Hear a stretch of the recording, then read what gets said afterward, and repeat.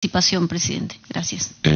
Gracias, congresista. Que conste en las actas correspondientes que en ejercicio de mi función como presidente estoy asumiendo esa designación al no contar con el quórum de todos los congresistas. No quiero dejar vacía la representación oficial de la comisión ante este pedido del Jurado Nacional de Elecciones y designaré también una persona alterna de la comisión. Quiero saludar la presencia del congresista Armando Villanueva de la bancada de Acción Popular, cuya presencia como bancada se hacía extrañar en una reunión tan importante como esta, porque además él ha sido presidente de la Comisión de Energía y Minas y hemos tenido un trabajo importante hecho en la anterior legislatura. Quisiera además señalar efectivamente que uno de los temas pendientes, hemos venido trabajando en varios de ellos, en relación a los impactos ecoterritoriales de actividades extractivas en el Perú, ¿no? Y en ese sentido, creo que es importante recordar que desde diversas regiones han venido llegando solicitudes a la comisión para hacer seguimiento. En el informe final de la comisión, que también lo participaremos no solo a los congresistas miembros de la comisión, sino también a las autoridades del Ejecutivo y de la propia Defensoría del Pueblo, hay un conjunto de acciones que están en curso, otras ya se han logrado tener algunos resultados, en otras simplemente hay una notoria ausencia o despreocupación, para decirlo menos, de parte del Ejecutivo para atender problemas muy concretos, como por ejemplo el hecho de actividades extractivas que se autorizaron en Ica y en Tacna sin consulta previa legislativa. Y ahí hemos expresado ya al Ministerio de Energía y Minas la preocupación de qué van a hacer con esos proyectos que violaron la ley. Porque en realidad, si violaron la ley, en el ordenamiento jurídico y en la responsabilidad que tenemos, entendemos que esos proyectos tendrían que volver a la etapa cero, es decir, a cumplir con la ley, porque están de manera ilegal autorizados. De otro lado, sobre los temas ambientales, efectivamente venimos viendo varios de las denuncias que han llegado a la comisión. Tenemos un seguimiento exhaustivo de varios de ellos. Hemos pasado al Ministerio del Ambiente, a la OEFA concretamente, las reclamaciones correspondientes. Y en el tema de Ayacucho, que ha mencionado la congresista Pariona, y de manera también particular en Huancavelica, no solo con el proyecto que nos ha mencionado, sino también en el caso de Ayacucho también hay problemas serios en la zona de la minera Catalina Huanca.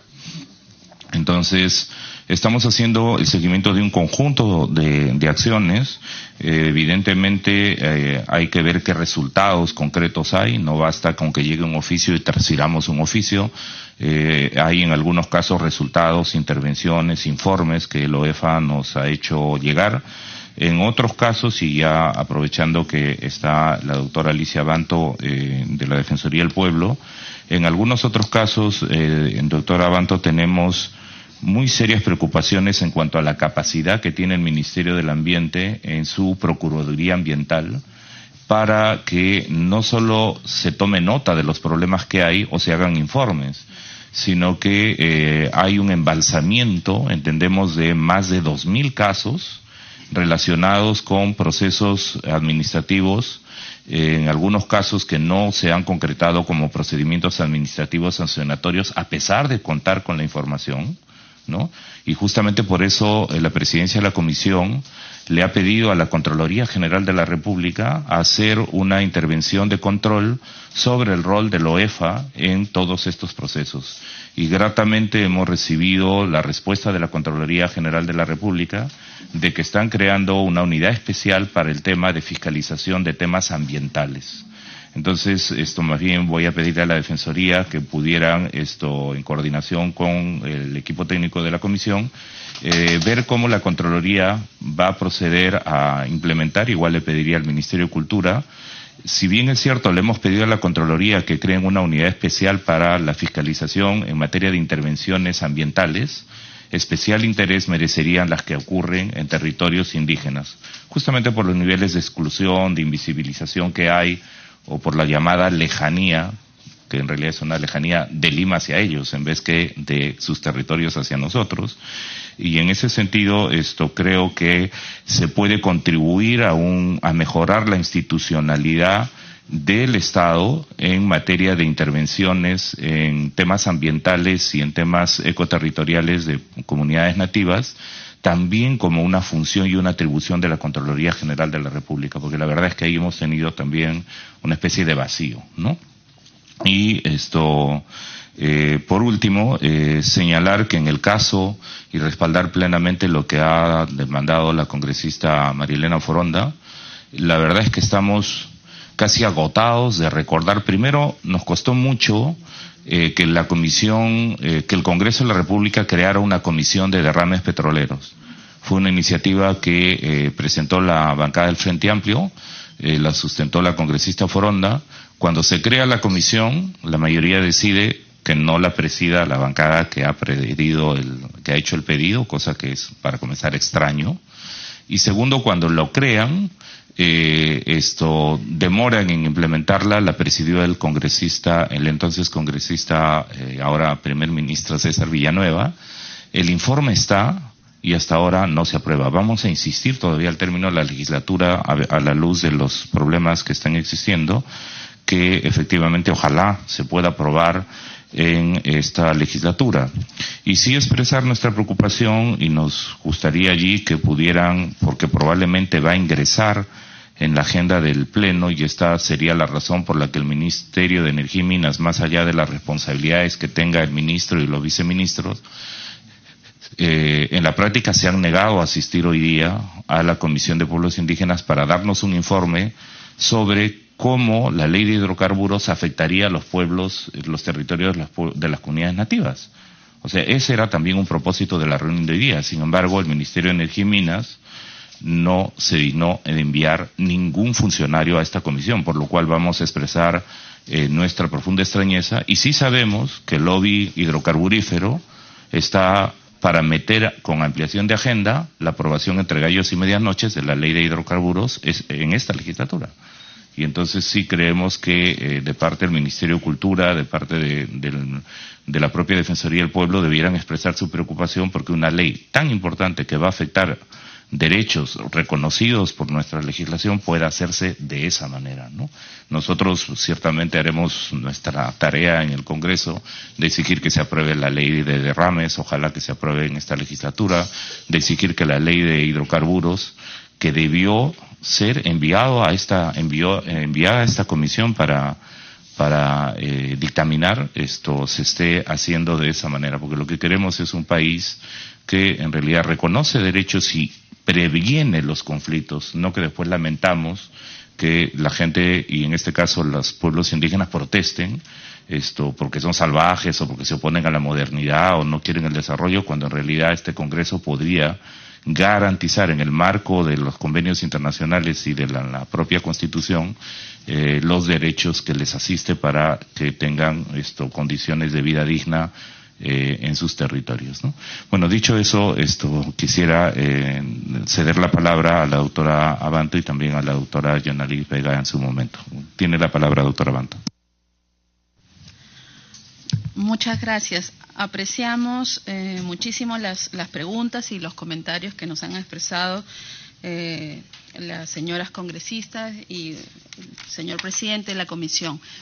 Sobre el mandato, sobre lo que establece la Constitución en relación a que un congresista no está sujeto a mandato imperativo, lo que quisiéramos reafirmar es que esto no se puede interpretar en ningún caso en el sentido de que el mandato de un congresista esté fuera de la Constitución o esté fuera de los tratados de derechos humanos.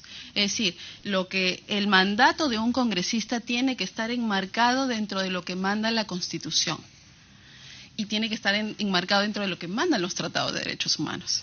Eso significa que cuando se interpreta cuando se señala que un congresista no está sujeto a mandato imperativo, eso no quita, por ejemplo, las facultades que tiene un grupo político o un partido político, ¿no?, de consensuar con las organizaciones indígenas y llegar a acuerdos con los pueblos indígenas, y además en el marco de lo que establece el Convenio 169, la Constitución Política y la Ley de Consulta Previa, en el marco de ello, un partido político y desde luego el congresista en el ejercicio de sus funciones pueden, cumpliendo ese acuerdo, estar en el marco de lo que la Constitución señala. ¿Por qué? Cuando se interpreta un ámbito de la Constitución, no se puede interpretar de manera aislada. Se tiene que siempre interpretar de manera integrada y de manera sistemática en relación a la principal finalidad de la existencia de un poder como el poder legislativo. Dicho de otra manera, el primer mandato, el primer deber de un congresista, de una congresista, es defender y proteger a las personas, defender y proteger entonces a los pueblos indígenas.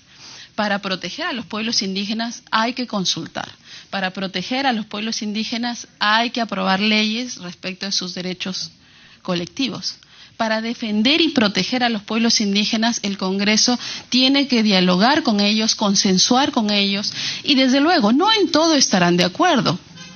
Por eso es que además, de manera muy razonable, la Ley de Consulta Previa estableció lo siguiente. La ley dice, y en la línea de lo que señala el Convenio 169 de la OIT, que es el principio de buena fe, si para garantizar lo que manda la Constitución, que es proteger a la persona, porque el fin supremo de la Constitución es proteger a la persona, entonces el fin supremo del mandato de un congresista es proteger a la persona. En ese sentido, lo que menciona la ley es lo siguiente: cuando hay un acuerdo, este acuerdo es vinculante para las partes, porque obviamente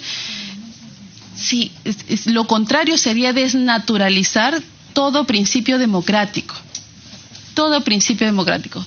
Cuando nos aproximamos a un diálogo y logramos un acuerdo, este se tiene que implementar porque es la base de un sistema democrático.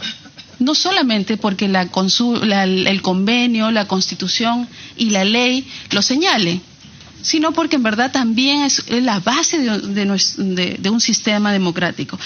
Y también hay que tener en cuenta que cuando no se logra un acuerdo, porque también es natural que no en todos los aspectos las personas estemos de acuerdo, no en todos los aspectos un grupo político va a estar de acuerdo con el planteamiento de una organización indígena. Cuando no hay acuerdos, la decisión final que se adopte, ya sea en el Poder Ejecutivo o en el Poder Legislativo, la decisión final tampoco no es una decisión que esté abierto a la amplia discrecionalidad de un congresista, en el sentido de que no hay mandato imperativo. No. Toda autoridad toda autoridad política y todo funcionario público están enmarcados dentro de lo que es el respeto de la Constitución y de la ley. ¿Eso qué quiere decir? Que cuando no hay un acuerdo, ¿no?, si bien es cierto, la autoridad va a tener que tomar la decisión sin guiarse por ese acuerdo que no existe, la autoridad siempre tiene que ponderar cuál va a ser su decisión, y además no solo ponderar, tiene que fundamentar su decisión antes de tomarla. Por eso es que en el Pleno, por ejemplo, es parte de la práctica de que los congresistas tienen que dar una fundamentación, una expresión de por qué el grupo político se está pronunciando a favor o en contra de alguna propuesta. Entonces, existe marco tanto para cuando hay un acuerdo, que hay que respetarlo, y cuando no hay un acuerdo también en ese marco tiene que haber una ponderación y un respeto de los derechos. En ese sentido, vuelvo a reiterar, en opinión de la Defensoría del Pueblo, lo que señala la Constitución sobre el mandato imperativo, no se puede usar, no se debería utilizar para esquivar la realización de la consulta previa o para esquivar la necesidad de dialogar y de buscar acuerdos y consensos con las organizaciones indígenas. Segundo, con relación a la consulta que desarrolló el Congreso de la República en el año 2010. La Defensoría del Pueblo supervisó ese proceso de consulta previa. Yo estuve presente de principio a fin en ese proceso de consulta previa y la Defensoría del Pueblo dio cuenta de las irregularidades o de las imperfecciones que tuvo el proceso al inicio. Pero también es cierto que esas observaciones que hicimos fueron observaciones corregidas en el camino por el Congreso de la República. Y de lo que podemos dar cuenta es que al final, en la etapa más importante de un proceso de consulta, que es la etapa de diálogo y de búsqueda de acuerdos sobre el contenido de una ley, en esa parte que fue la más, digamos, el corazón de la consulta previa, en esa parte hubieron aportes, hubieron propuestas de las organizaciones indígenas y varios de esos aspectos se convirtieron en acuerdos. El acta de consulta, además que es un documento que obra aquí en los archivos del Congreso de la República, el acta de consulta de la ley forestal tiene acuerdos entre los grupos políticos y las organizaciones indígenas. También tiene aspectos donde hubo disenso, donde no se logró acuerdos. Perfectamente recuerdo como uno de los aspectos donde no llegaron a acuerdos, por ejemplo, era sobre los plazos de las concesiones en la ley forestal. Sin embargo, yo quisiera resaltar lo siguiente, por su intermedio, señor presidente, lo siguiente, que es un aspecto muy valioso a tener en cuenta. Esa acta de consulta que tiene acuerdos y que tiene disensos, esa acta, cuando fue llevada al Pleno del Congreso, fue respetada por todos los grupos políticos. Es decir, ya tenemos un antecedente real donde ningún congresista cuestionó el acta de consulta alegando que la Constitución señala que no hay mandato que no hay mandato imperativo hacia un congresista. En ese momento la ley forestal fue aprobada con el voto de todos, digamos, los grupos políticos y no hubo ninguna objeción alegando este aspecto de la Constitución. Entonces, por un lado, tenemos que el marco normativo interpretado de manera integral señala que los congresistas tienen límites, ¿no? Porque su función es proteger a las personas. Y segundo, el tema, ya tenemos un antecedente que en esa consulta realizada el Congreso tomó la decisión respetando todos los acuerdos que habían logrado en el proceso de consulta. Eso no quita que fue un proceso imperfecto, pero la parte más importante de la consulta fue un aspecto que la Defensoría del Pueblo resalta. ¿Por qué? Porque en una consulta previa hay dos aspectos cruciales: lograr acuerdos y que estos acuerdos se implementen. Y en la consulta de la ley forestal se cumplieron las dos cosas. Tercero, el derecho, si bien es cierto que en nuestro país tenemos marcos normativos sobre información, participación y consulta, también es cierto, y las supervisiones de la Defensoría del Pueblo han verificado eso, la implementación de estos derechos tiene todavía diversas dificultades. ¿Eso qué significa? Que en la práctica estamos hablando de procesos donde no hay información de calidad o participación de calidad o una consulta previa de calidad. Y en ese sentido, más que un cambio normativo, sí se necesita, porque, por ejemplo, la ley de consulta previa no tiene un problema, en opinión de la Defensoría del Pueblo, ¿ya? Pero, por ejemplo, sí hay un problema en la aplicación que el Ministerio de Energía y Minas está realizando sobre el momento y cómo están usando la ley para la consulta previa en minería. La Defensoría del Pueblo por el sector respectivo que he mencionado. Entonces, ahí tenemos un trabajo todavía muy importante de hacer que los ministerios, en especial el Ministerio de Energía y Minas, utilicen la norma como corresponde, ¿no? Y no más bien que hayan interpretaciones que están alejadas de lo que la ley manda. Entonces,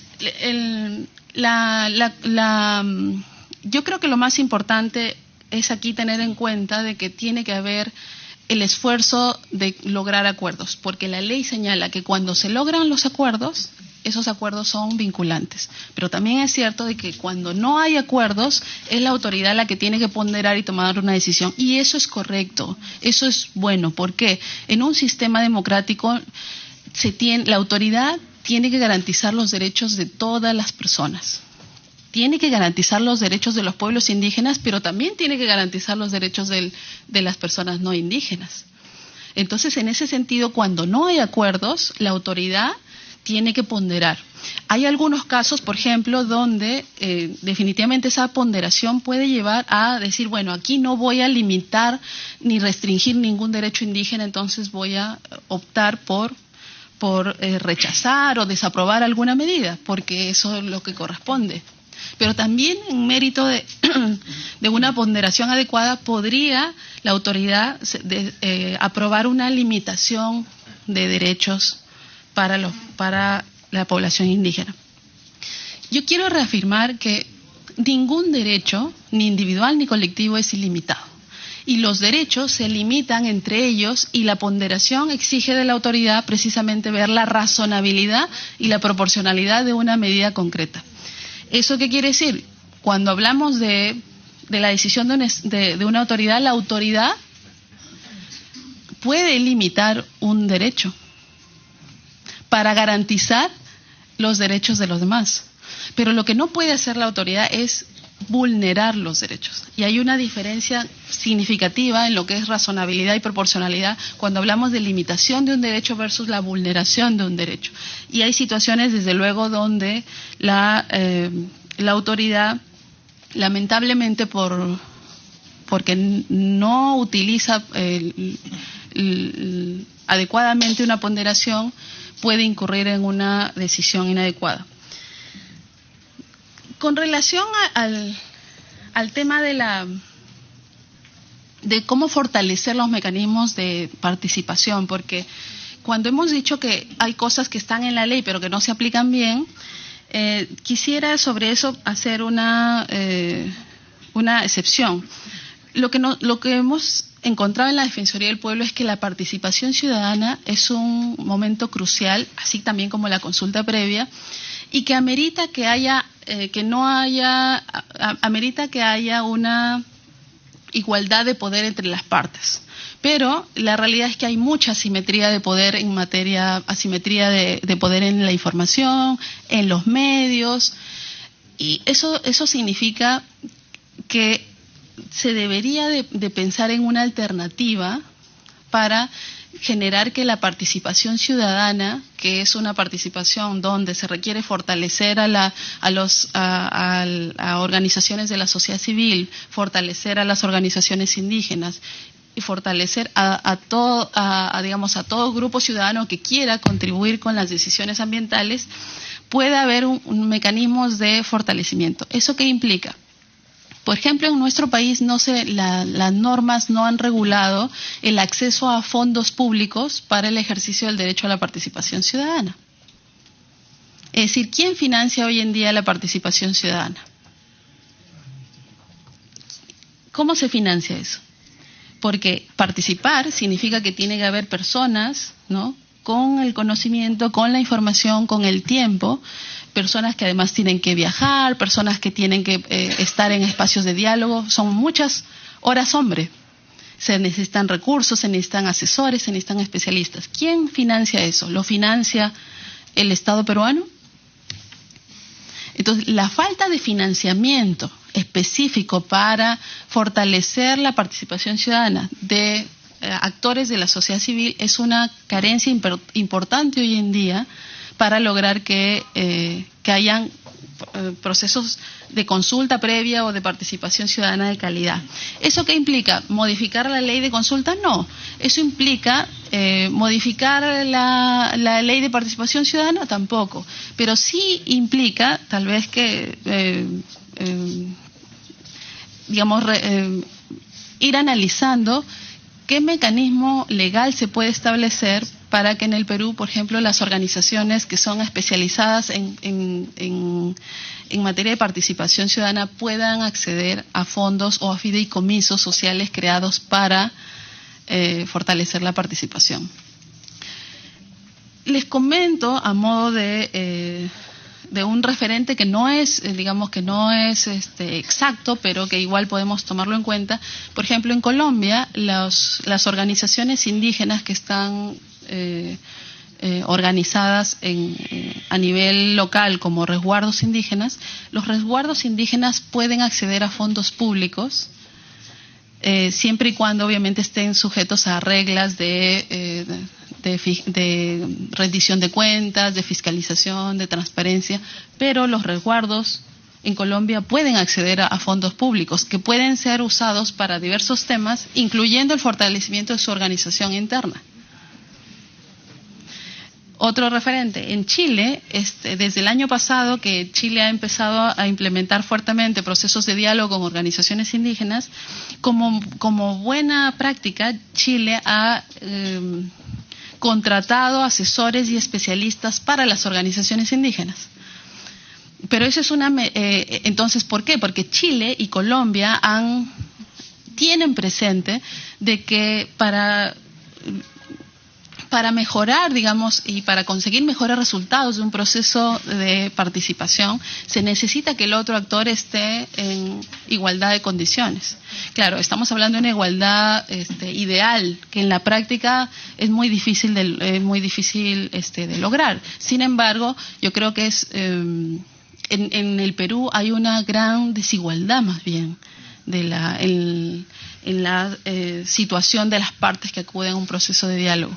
Entonces, sí tendríamos que mirar las buenas prácticas de Chile, lo que haya avanzado Colombia, y tal vez aquí sí plantear una iniciativa legislativa que pueda estar pensada en cómo financiar la participación ciudadana, ¿no? Y claro, eso abarca consulta previa y participación ciudadana, es decir, financiamiento para la sociedad civil de tal manera que puedan ser actores más fuertes para los procesos más fuertes, digamos, estar mejor equipados para los procesos que debieran ser de calidad. Y en esa misma línea quisiera recordar que el Perú ha ratificado el Perú ha formado parte de las negociaciones para el acuerdo de Escazú. El acuerdo de Escazú, que es un acuerdo internacional, el más importante para América Latina y el Caribe, vinculado al derecho a la información y participación y justicia ambiental, ¿no? Respecto al principio 10, ¿no?, de la Declaración de Río. El acuerdo de Escazú hoy en día tenemos entendido que el Ministerio de Relaciones Exteriores ya está preparando el expediente para que lo pueda presentar al Congreso de la República. Entonces, en la Defensoría del Pueblo esperamos que también en la próxima legislatura el Congreso de la República pueda aprobar la ley que sirva para ratificar el acuerdo de Escazú. Este acuerdo, que tiene que ver con el derecho a la participación ambiental, se vincula con lo que les he estado comentando. ¿Por qué? Porque plantea que el Perú mejore sus prácticas y mejore la implementación del derecho a la información ambiental y participación ambiental. Eso alcanza desde luego a la consulta previa. Finalmente, sobre lo que señaló la congresista Tania Pariona, nosotros saludamos y reconocemos las importantes iniciativas que ha presentado la congresista a favor de implementar medidas específicas para los derechos de los pueblos indígenas, y también observamos con preocupación el hecho de que se haya alegado cuestiones vinculadas al cumplimiento de la consulta previa para postergar la aprobación o el dictamen o en la deliberación de un proyecto de ley que tiene que ver con pueblos indígenas. Y observamos con preocupación esto porque quisiera remarcar algo que dije al inicio. Es que el Congreso de la República durante un tiempo importante no ha aprobado leyes específicas sobre derechos colectivos de los pueblos indígenas. Entonces, nosotros informamos que vamos a seguir insistiendo a las diferentes comisiones y grupos políticos para que se aboquen a deliberar